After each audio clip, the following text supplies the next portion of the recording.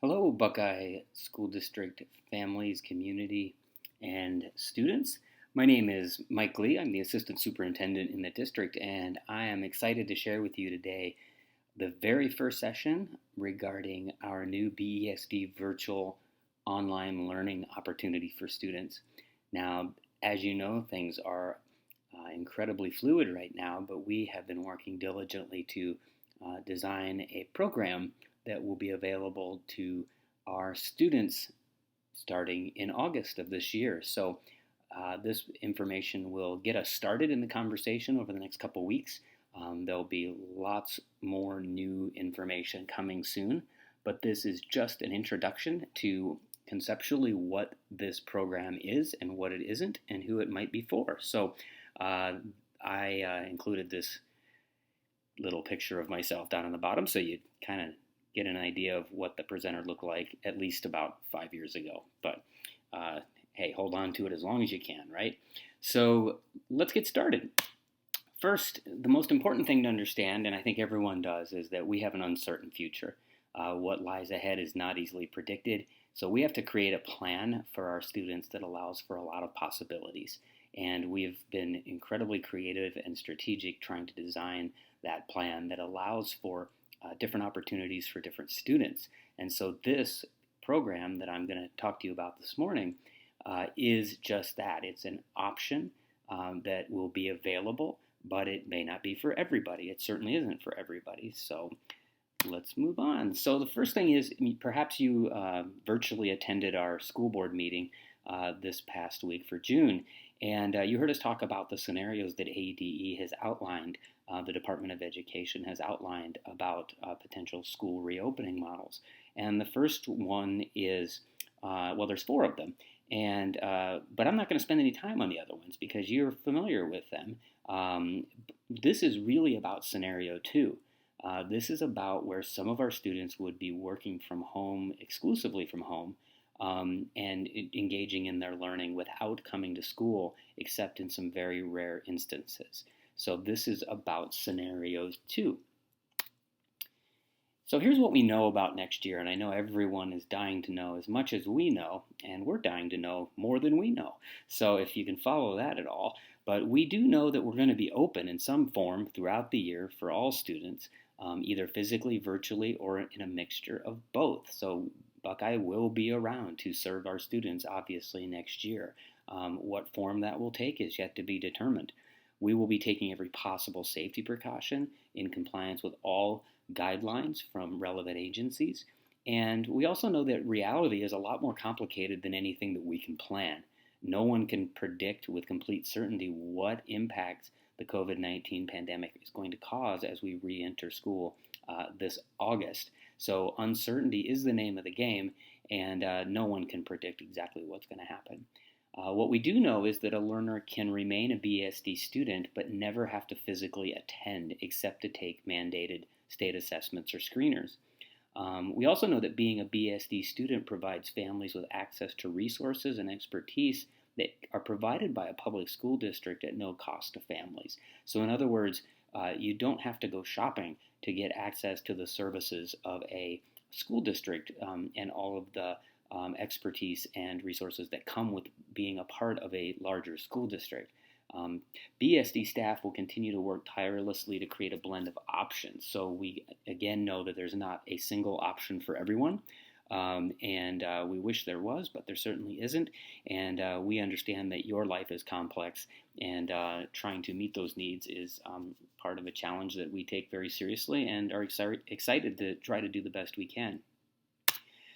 So the concept that I'm going to be introducing in this presentation is the Arizona Online Instruction, referred to as AOI, which is basically the opportunity that school districts have to expand learning opportunities for students.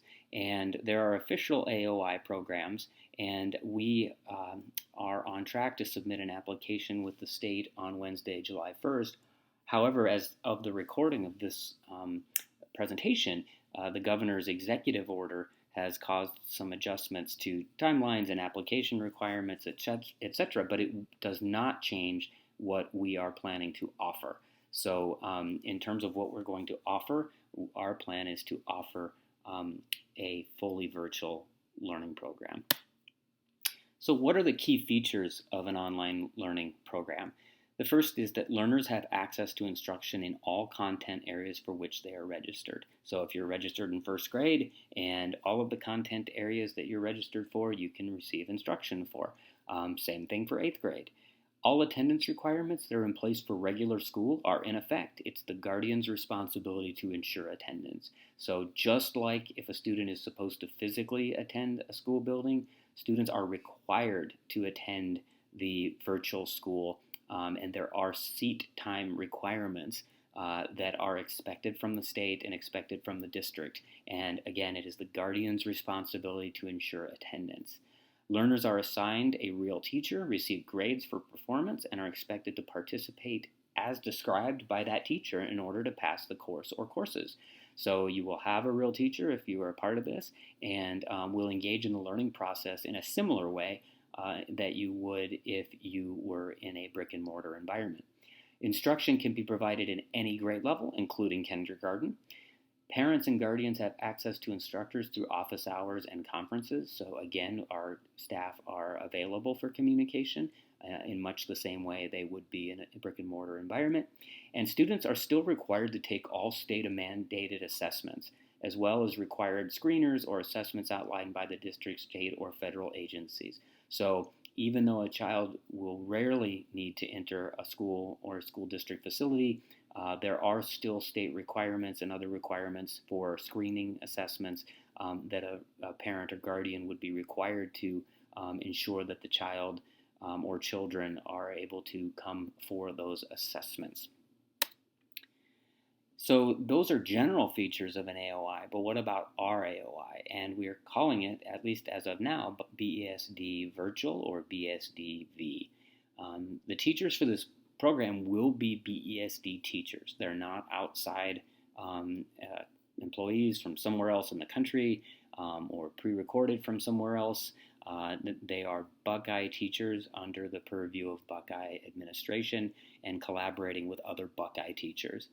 We have already purchased well-established content for teachers to use.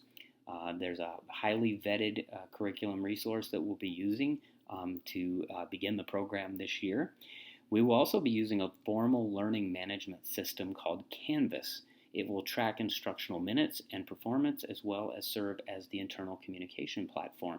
Some of you may be familiar with Canvas. It's used by other districts. It's used by Arizona State University.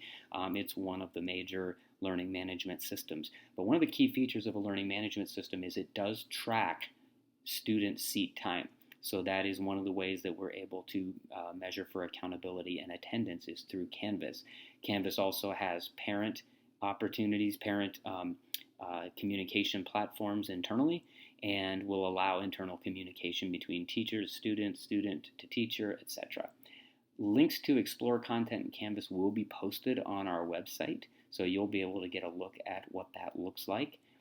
Parents enrolled in BSD Virtual will have access to expertise and resources that only BSD can provide. So, for example, some of the central office support that we have working to improve outcomes for learners will continue to be available to our students in BSDV. And a BSDV will also have administrative oversight, so there will be a point person who will serve in the role of communication, making sure that communication is occurring, and assuming the responsibilities that promote the integrity of the program.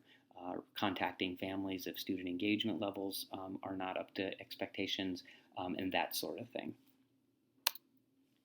So who is an AOI for? And in this instance, who is BESD for? And this is a very important slide because at first glance, it seems like this is a perfect scenario for almost everyone until you really stop to think for a second about all that comes with it. It is a great opportunity, but it may not be a great opportunity for every child. So the first is, you should think about an AOI if you've determined that sending children to school in August poses too great of a risk for the safety or health of your child or your family.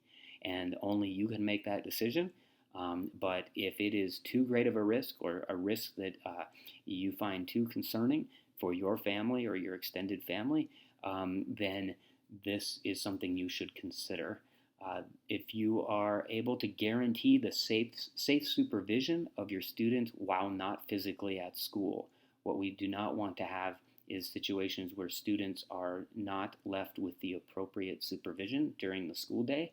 And so if you are unable to guarantee the safety of your child during the school day, if they weren't coming to school, this wouldn't be for you. So this is only for people who know my child could be safe and learning at home. This is also an option for students who would have challenges wearing face masks or following other necessary health guidelines. As you know, those guidelines are rapidly changing, and things such as face masks or other preventative measures may come into play, and students who are in the physical environment would need to comply with those guidelines as put forward by agencies, health agencies, state government, etc. If you are comfortable with committing to an AOI program for a minimum of a quarter, although we recommend it to be for the full year. So you're not required to stay in the program once you've enrolled. However, we are asking for a commitment of a quarter at least. And there's curriculum reasons for that. There's many reasons for that, but the alignment of the curriculum is the biggest one. And so it is not designed as a take, come, and go sort of curriculum.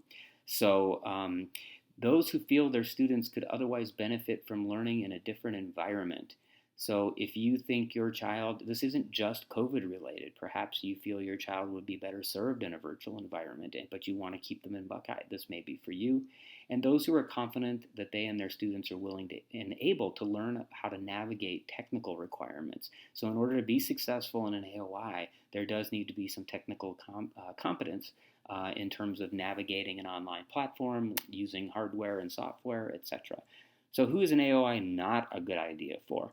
If you have, I mentioned this earlier, but if you have concerns about the safety of your child during the school day, if they were attending a virtual school, this is not for you. Those whose students struggle with stretches of independent learning, if your child has a very difficult time with stretches of time where they're expected to do or complete tasks independently, this may not be the right program.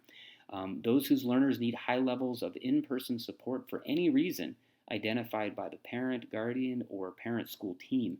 So if there's an intensive need for in-person support, then this may not be the program that would best meet your child's needs. Those who feel they must prioritize social benefits of physically being with other students in spite of risk. So knowing that sending children back to school in August may pose a certain level of risk, and regardless of the attempts at safety and health that are put in place, the reality is that in some families' minds, the opportunity for children to have some version of socialization is very valuable to them. So this may not be the program for you because that opportunity does not present in the AOI. I want to make a particular point of saying that this list is not all-inclusive. Your family is different, and you must consider the option accordingly. So these are just some of the general things that might make the program not just right for you or your family.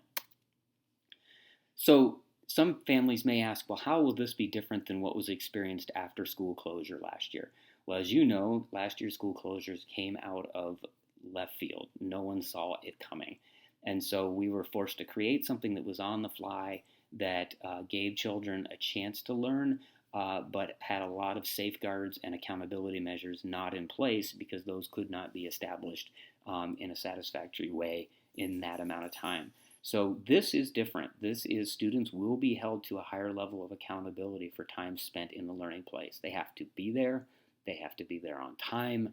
They have to be there for the right amount of time. And they have to complete the assignments, etc. And so you will be receiving calls from the administrative oversight or from the teacher, just like you would in a brick and mortar space if the work is not being completed and the teachers are having a hard time getting through to the learner in the virtual space. Grading will be a lot different than what was experienced last spring. Last spring, in order to get through, we did a pass-fail model. We will have legitimate grading practices for this model. All teachers will conduct live instructional sessions throughout the week. So in other words, this is why I referenced there must be attendance, they have to be there at the right time in the right moments. And so if a teacher is scheduled to do a lesson at 10 a.m., even though that lesson may be banked to view later, there will be potential engagement, live questions, those sorts of things. And so a student will be expected to attend if a teacher announces specific times for attendance. So there's some really key points that I want to underscore at this time. First is enrolling in BESD V will provide a space that allows better control of COVID-related risks. So in other words, the concerns that come with COVID-19 in the school space will be minimized significantly for obvious reasons. Enrolling in BESD V will require engagement from parents or guardians in order for the learner to be successful.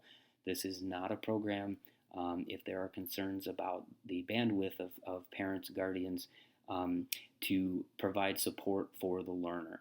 A significant amount of parental support is going to be necessary for your learner to be successful, especially considering the age group they may be in. So a first grader or a kindergartner is going to need significantly more support than an eighth grader may need in the moment. So those must be considered. BESD V is subject to the same rules of Arizona open enrollment laws. Families from outside BESD may certainly apply for the program. BESD will work diligently to ensure equitable access so that we have a cross-section of learners to participate. BESD V is not the option that would become available for short-term or unexpected closures. So if there's an outbreak at a school in the fall, students will not be going into BESD V. This is a separate program that will operate by, and I don't want to say isolation because it is definitely part of the district, but will have its own space and will be unaffected by what happens in terms of COVID exposures, school closures, and that sort of thing. There will be a different model of online instruction for students that are forced in and out of schools due to unexpected closure. Students not enrolled in BESD V will be subject to rules that are established by the state regarding safety during the pandemic. If schools are mandated to close, students who attend on-site will participate in that different instructional model. So that's what I just mentioned, that students who do return to school in person in the fall will be subject to any state mandates if the governor were to close a school or close schools, if we got to a point like we did last year, or if the school needed to be closed for a deep cleaning because of a case, that the students in BESD V would be unaffected by that. Here's what we don't know, and there's a lot more than what I put on the slide, but some of the more common questions are: we do not know which teachers will teach which courses and or grades. We don't know how many total students will be participating in the program. We don't know the specifics of parent and student trainings or their exact timing. We know that there will be significant training required for both parents and students, and we have begun planning for the content of those trainings, but we do not yet have specifics in terms of when those trainings will be offered. I can say that most everything we do, if not everything, will be done in a way that allows for you to do it at your convenience. And will be housed online. So, but other than that, I cannot provide specifics at this time.